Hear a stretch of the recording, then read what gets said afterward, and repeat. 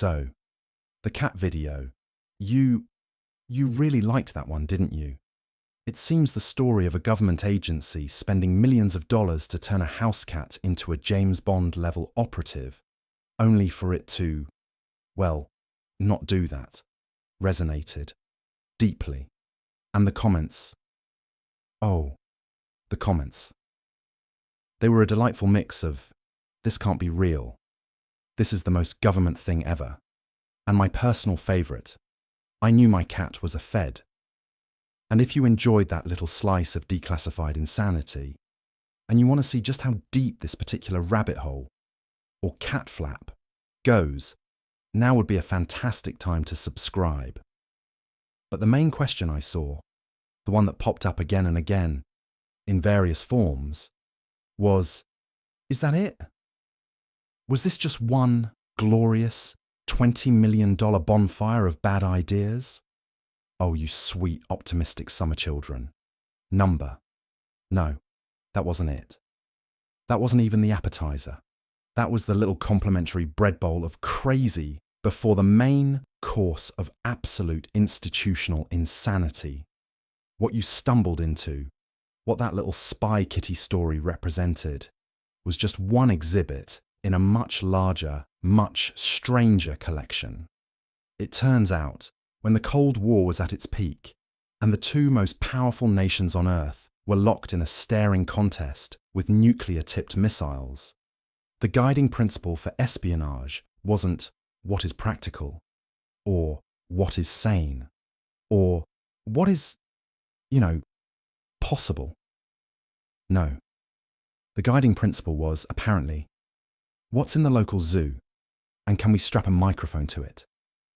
This is the story of the other ideas.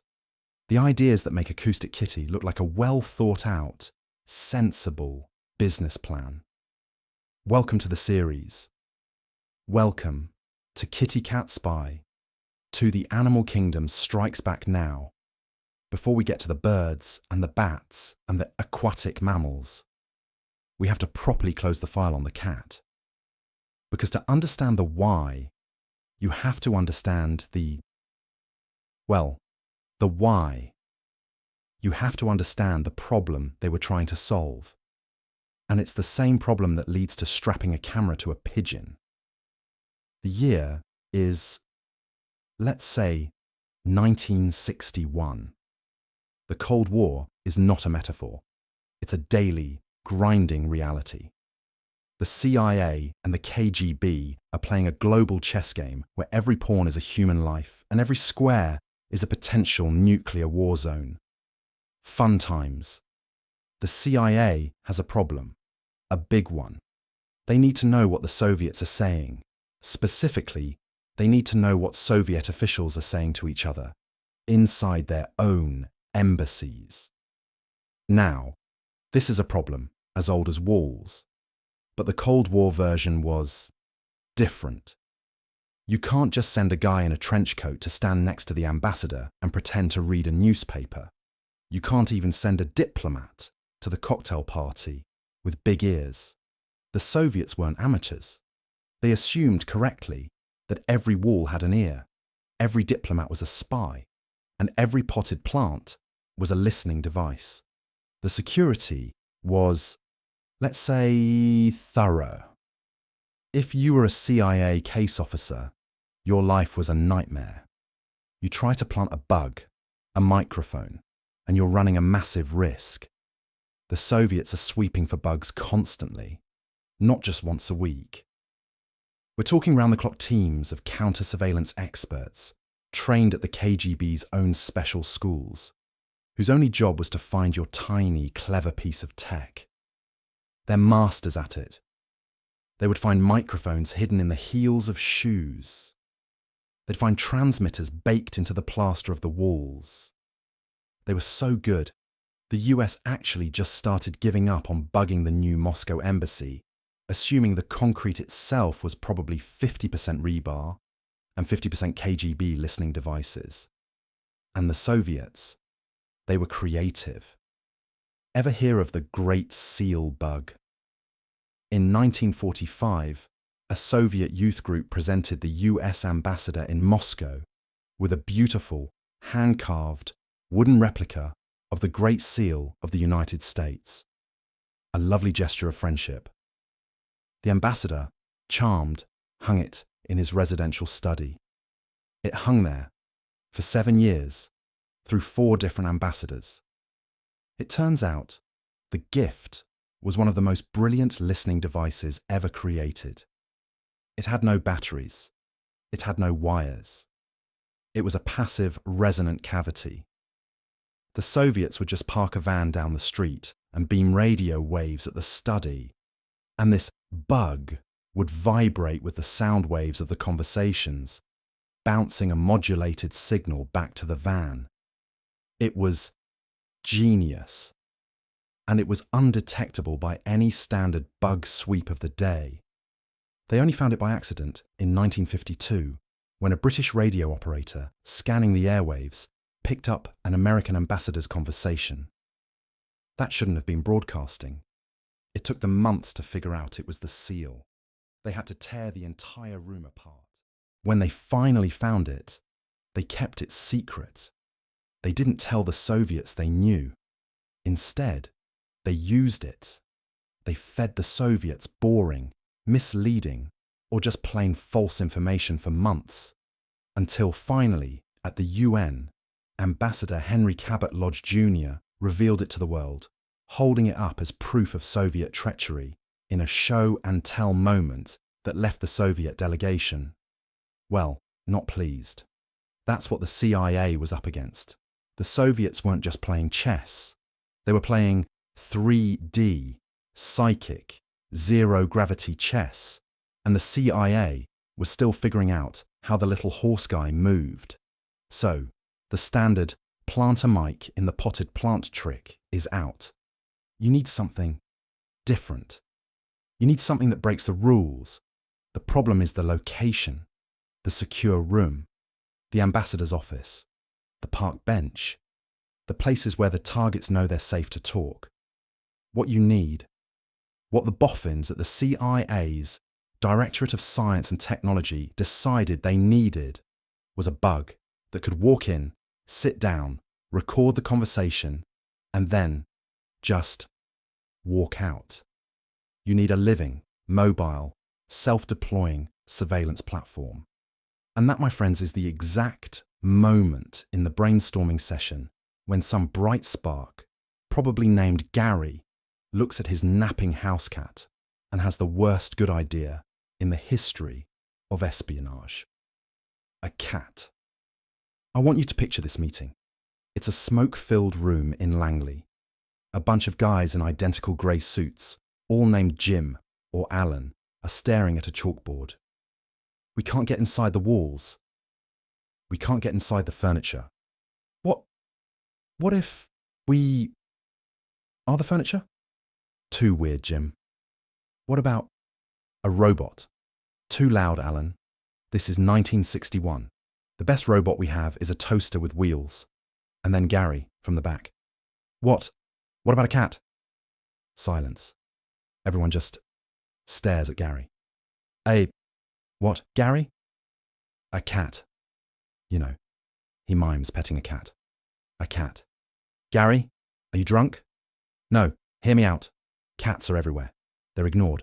They wander into buildings. They sit on park benches. They curl up in laps. Nobody looks at a cat and thinks covert operative. They think, "Oh, kitty," or "get off my car." A slow murmur fills the room. It's not the stupidest thing I've heard today. That was my toaster robot idea, wasn't it? It's the perfect cover. It's biological camouflage. So the plan is formed. A memo is written. A budget is somehow approved. Operation Acoustic Kitty is a go. The goal: to surgically implant a microphone, a battery pack, a transmitter, and an antenna into a living, breathing cat. This feline cyberpunk horror show would then be trained to, on command, go and sit near the target, who would be blissfully unaware that their purring companion was broadcasting their state secrets to a van full of nervous men down the street. What could possibly go wrong? Right. First, you need a cat. This wasn't a grab a stray from the alley situation. No. This was the CIA. They held auditions. They vetted cats. We don't know the exact criteria. Presumably, ideologically sound, not a communist, and looks good in its own fur. They selected a female, grey and white cat. We don't know her name. She is an anonymous hero, or victim, depending on your point of view. We'll call her Agent Tiddles. Now the implant part. When you hear implant, you're probably thinking of a tiny little microchip, like you'd get for your pet today. Number. This was the 1960s. Transistors were new. Microcircuitry was a fantasy. The batteries alone were the size of a roll of quarters. This wasn't Mission Impossible. This was the local Radio Shack after hours. The team of audio engineers and veterinarians, a career crossover you don't see every day, got to work. I want you to imagine being that veterinarian. You went to school for 8 years to heal animals. You took the Hippocratic Oath, but for, animals. And one day, 2 men in dark suits come to your clinic. They flash a badge. "Oh, doctor, we need you to put this." He holds up what looks like the contents of a broken transistor radio. "Inside this." He points to a cat. Are you serious? It's a matter of national security, doctor. It's a cat. A patriot cat, doctor. A cat who's going to help us win the Cold War. It looks like it's going to help you win the science fair. That battery is huge. We're working on it. Now, about that national security. This process was not simple. It took a team of surgeons. It was delicate. It was invasive. Frankly, it was gruesome. The first few attempts, let's just say they didn't end well. The cats didn't survive the procedure. They were, in the chilling language of the memo, a total loss. Can you imagine the paperwork? Project expenditure, cat number 3. Result, total loss. Cause of loss, too much, science.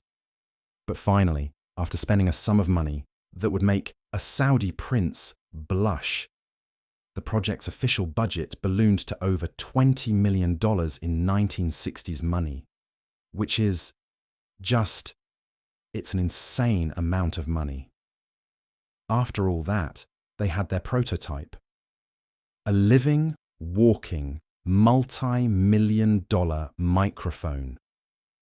They implanted a 3/4-inch transmitter at the base of its skull, where it wouldn't move around too much. They implanted a tiny microphone into the cat's ear canal, right up against the eardrum, because as the engineers noted, the cat's ear is already a perfect sound collection device. They were just piggybacking. They ran a fine wire antenna all the way down its back, under the fur, woven into the skin. And the battery pack, they put that in the main chassis, in the chest cavity, which, just imagine the logistics of that. How do you recharge it? Did they install a port? The files are, perhaps, mercifully, silent on this. And it worked. They could turn it on. They could hear. The audio quality was apparently excellent. They could hear the cat purring. They could hear its stomach gurgling. They could hear a pin drop from 10 feet away. The memo actually boasts about the audio fidelity. They had, quote, solved the problem of the cat's internal noises by isolating the mic from the purring and stomach rumbles. They were proud of this. So part 1, complete. They had built their monster. Now part 2, training. This, my friends, is the part of the declassified memo where the authors start to sound tired. The language gets exasperated. They had a cat that had just been through extensive traumatic surgery, a cat that was now effectively a remote control cyborg, and they needed to train it to not be a cat. Have you met a cat? Have you ever tried to train a cat to do anything? Anything at all? You can't even train a cat to reliably come to its own name. Half the time it hears you, looks at you, makes a conscious, informed decision to ignore you, and then deliberately walks in the other direction. Because it's a cat. Its entire evolutionary purpose is to be a tiny, furry sociopath focused on its own comfort and survival. But the CIA, in its infinite wisdom, believed that with enough funding and enough science, they could override millennia of feline evolution. They needed the cat to learn to walk from point A, the van, to point B, the target, sit quietly, and then, well, they hadn't really figured out the comeback part. But one problem at a time. Their first tests were discouraging. They would release the cat in a park and it would immediately wander off, in the wrong direction, to go look at a bush. It would get distracted by a butterfly, a leaf, a particularly interesting patch of nothing. It would just sit down and groom itself for 20 minutes. The handlers in the van are listening to this. Get any secrets? Sound of loud rhythmic slurping. Is that the target? No, Jim. It's licking its own shoulder for 10 minutes. Well, keep recording. Maybe it's code. It's just licking, Jim. The CIA's multi-million-dollar asset was busy being a cat.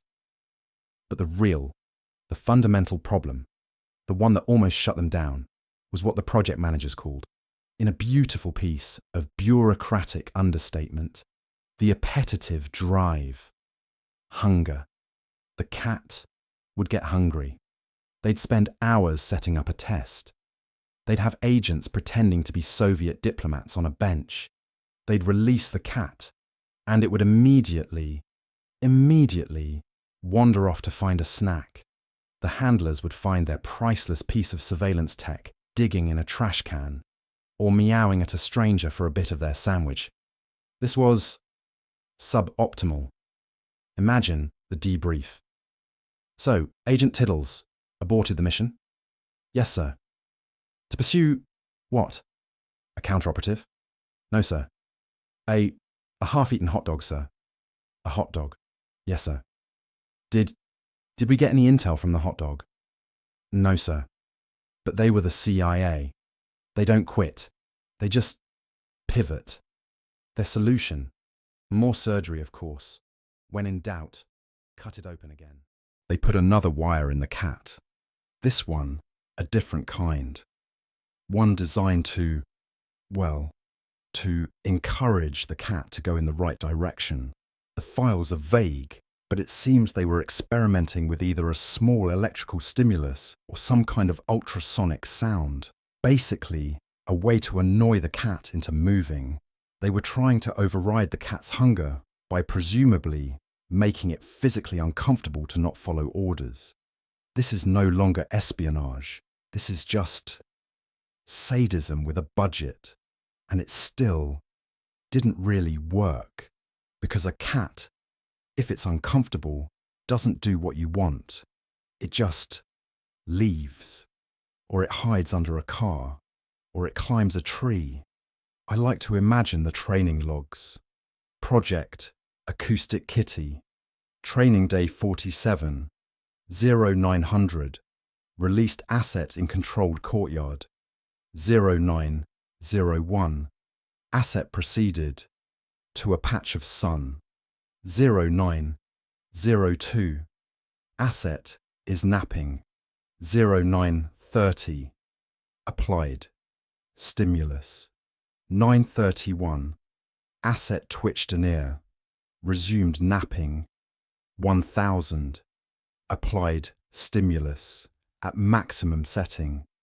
10:01. Asset is now in the large oak tree. 10:02. Asset is unrecoverable. 1700. Fire department has been called, recommending budget increase for longer ladders. This went on for 5 years. 5 years of trying to teach a cat to be a dog. The project was burning through cash. The reports were getting more and more pessimistic. The vets were probably on the verge of a moral breakdown. The audio engineers were just confused. So, the new antenna works. We're getting a clear signal. Great. Where's the cat? It's in the ceiling rafters. It's been there for 2 days. Does it have, the budget with it? We think so, but they did it. Or at least they claimed they did. They finally got the cat to the point where it could, sometimes, walk a short distance in a straight line, if the wind was right, and it wasn't lunchtime, and there were no interesting smells, and it hadn't just had a big meal, and it wasn't, feeling particularly cat-like that day. It was mission ready-ish. It was time for the final exam. The mission. The year is 1966. The target. 2 Soviet officials. Suspected KGB. The location. A park bench. Right here in Washington, D.C. A nice, public place. The park was across the street from the Soviet embassy. The officials liked to meet here, stroll and talk, where they thought they couldn't be bugged. The CIA team pulls up in their high-tech audio surveillance van. It's parked across the street. The targets are in place. They're on the bench. They're talking. Probably about, beats. A nuclear war. In the back of the van, a handler picks up Agent Tiddles. The team leader checks the equipment. The transmitter is on. The batteries are, they're probably 15-minute batteries, so let's get a move on. Audio levels good. Good. I hear traffic and birds and purring. Lots of purring. Target is in position. Affirmative. This is it. 5 years. $20 million. The reputation of the entire Directorate of Science and Technology. It all comes down to this. The handler opens the side door of the van. He gently places the cat on the sidewalk. The cat just stands there. It looks around. The sun is out. Birds are singing. A car goes by. Go on, the handler whispers.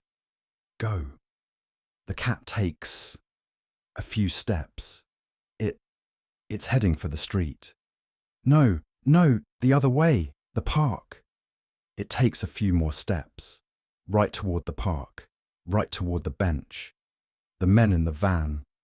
They're holding their breath. This is it. It's working.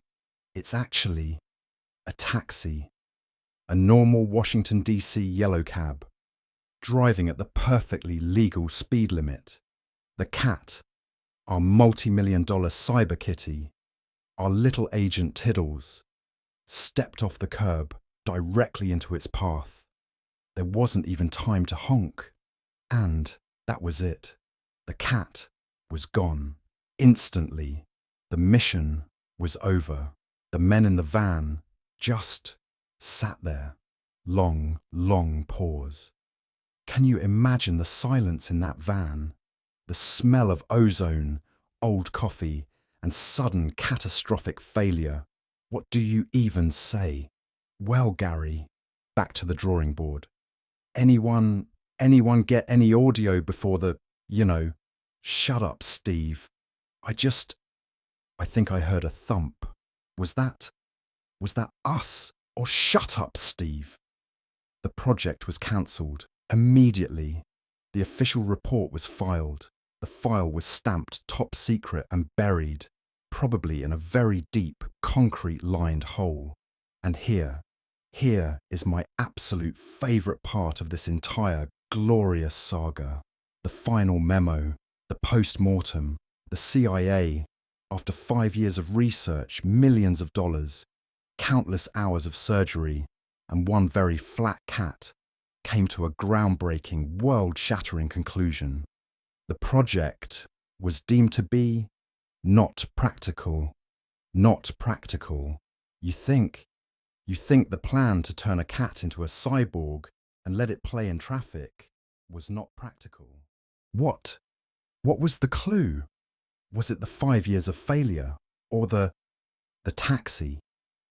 Our final analysis is that the environmental and security factors are too complex. This is CIA spook speak for we can't control traffic. And environmental factors is code for the cat saw a butterfly and we lost it for 3 hours. But the real gem, the line that deserves to be chiseled in marble outside Langley headquarters, was this. The team concluded that the cat's appetitive drives, its hunger, its curiosity, its lack of loyalty, were too strong to be reliably overcome for a mission. They learned, after spending $20 million, that a cat is a cat. That is art. That is pure, unadulterated, bureaucratic perfection. They didn't conclude this was monstrous. They didn't conclude this was stupid. They didn't conclude we should all be fired and possibly investigated. They concluded cats are not reliable employees. They wrote it off, a $20 million research and development expense. And so the file was buried for decades until it was declassified in 2001 and we all learned the story.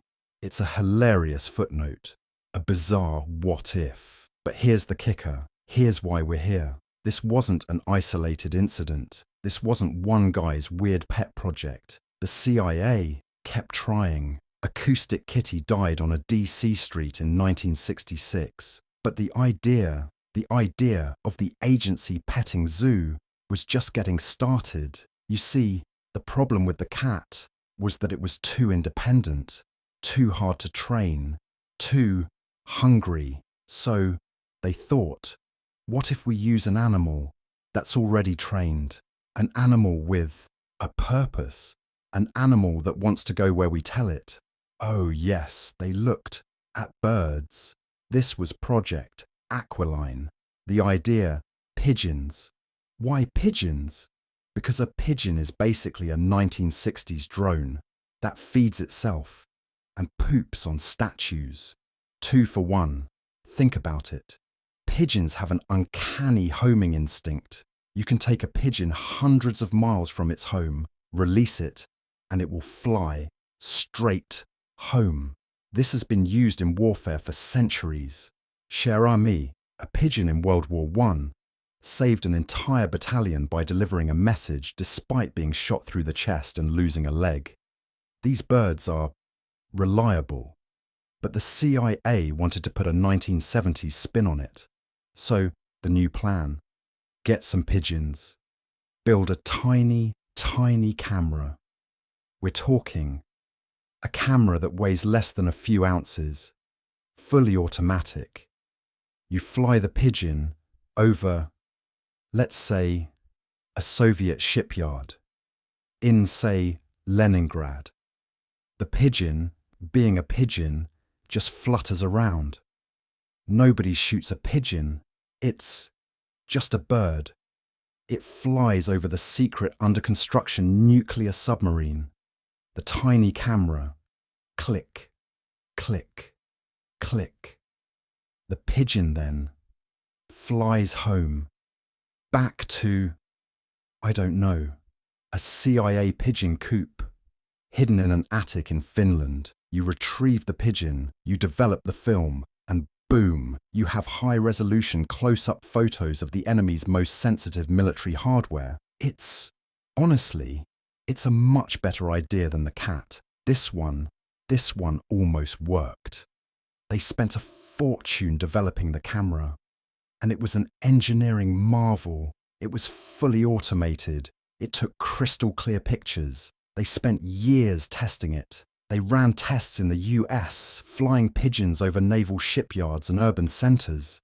The results were stunning.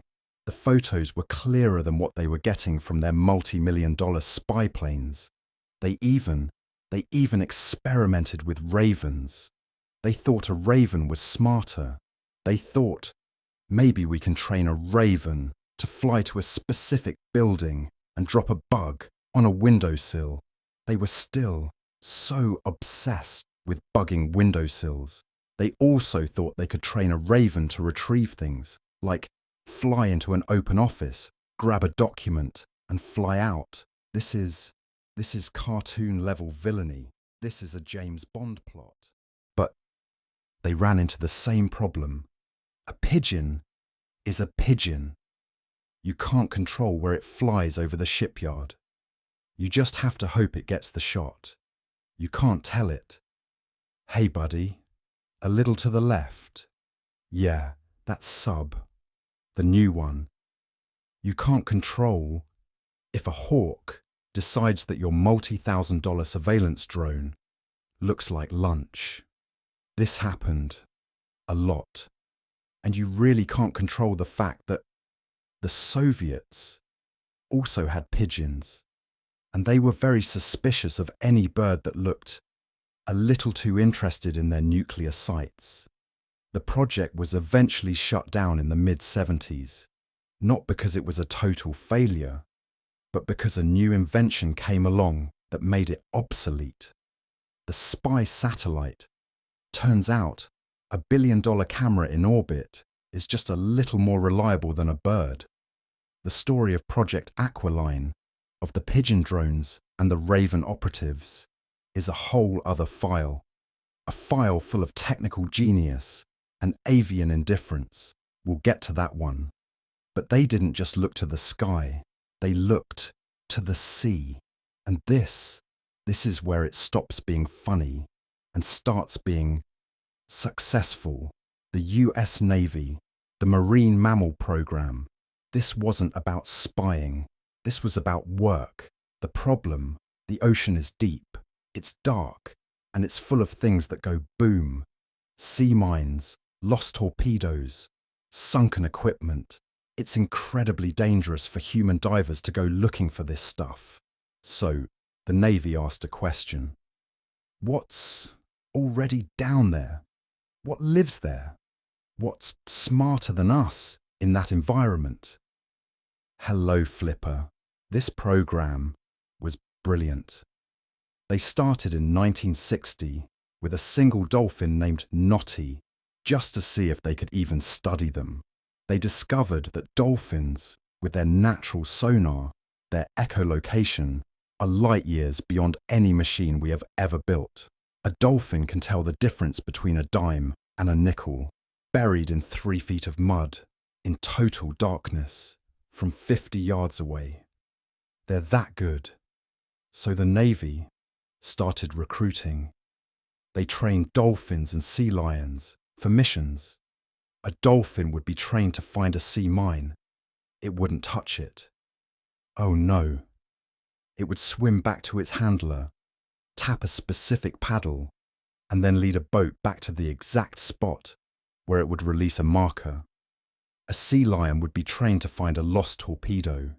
It would dive down, thousands of feet, find the object, and clamp a retrieval line to it. This worked. It worked shockingly well.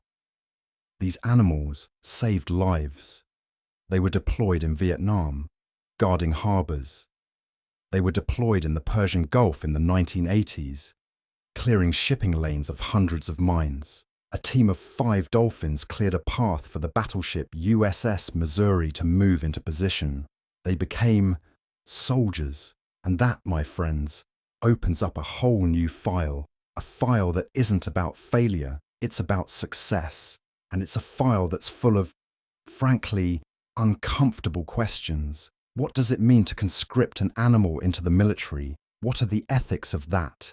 There were rumours for decades that the Navy also trained assassin dolphins, dolphins equipped with CO2 injection needles to kill enemy divers.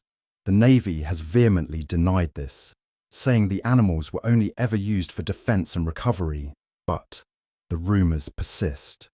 These are not cats. These are sentient, highly intelligent beings. The stories of this program, the individual animals, the missions they went on, that's a story that deserves its own day. And believe me, it will get one. So, you see, the little grey cat in Washington, D.C., it wasn't an ending. It was a prologue. It was the gateway drug to a whole world of Cold War era, creative problem solving. They didn't just stop at cats. They went for birds. They went for dolphins. They even tried to strap tiny incendiary bombs to bats. This was World War II, but the thinking is the same. The plan was called Project X-Ray, and it was the brainchild of a dentist from Pennsylvania.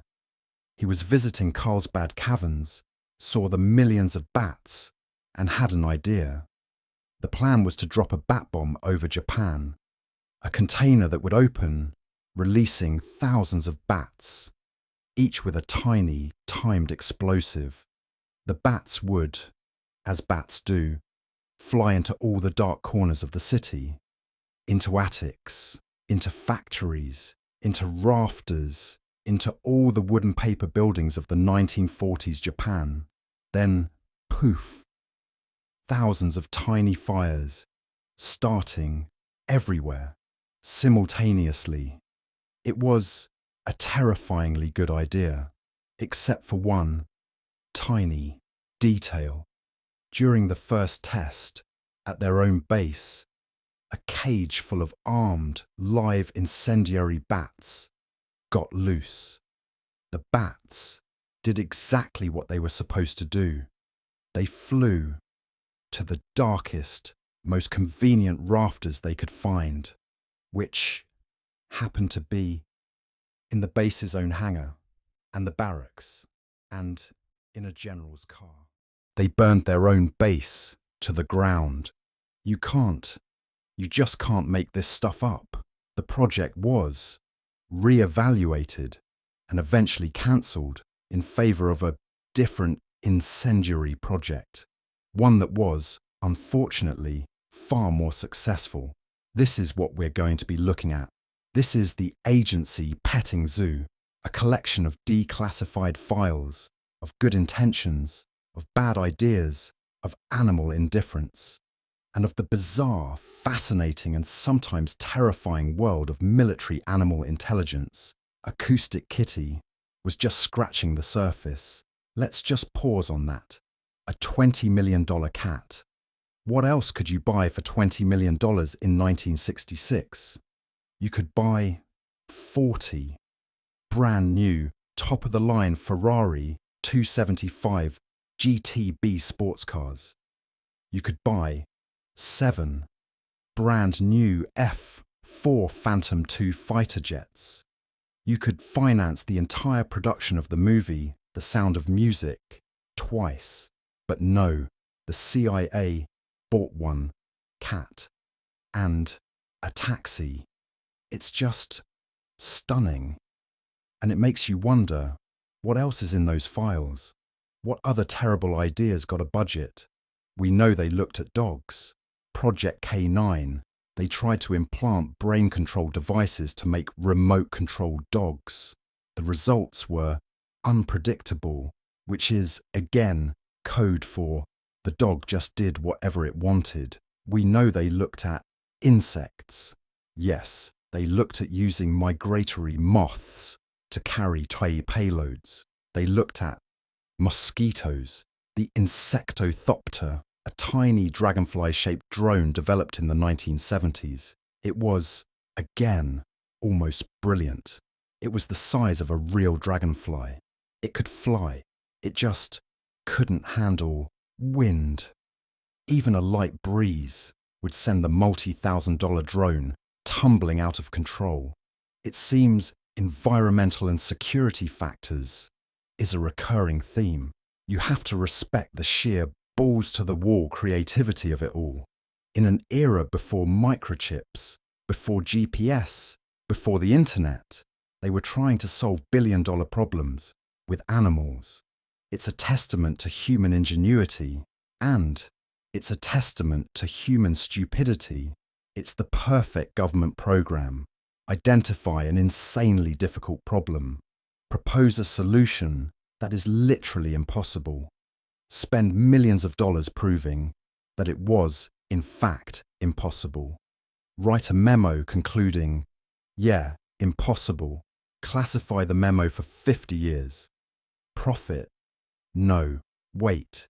Just classify the memo. This is the world we're diving into.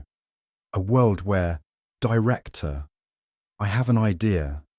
It involves a pigeon and a lot of money. Was a sentence that could get you a promotion. This is just the first episode. This is the one that sets the stage. We are going to dedicate entire episodes to these other recruits. We're going to do a deep dive on Project Aquiline. We'll look at the actual cameras they built. We'll look at the training techniques for the ravens. We'll look at the one photo they declassified that was taken by a pigeon, and it's hauntingly good. We are going to do a full investigation of the Navy's marine mammal program. We'll talk to former trainers. We'll look at the actual hardware the dolphins carried. We will try to separate the fact from the fiction of the assassin dolphin.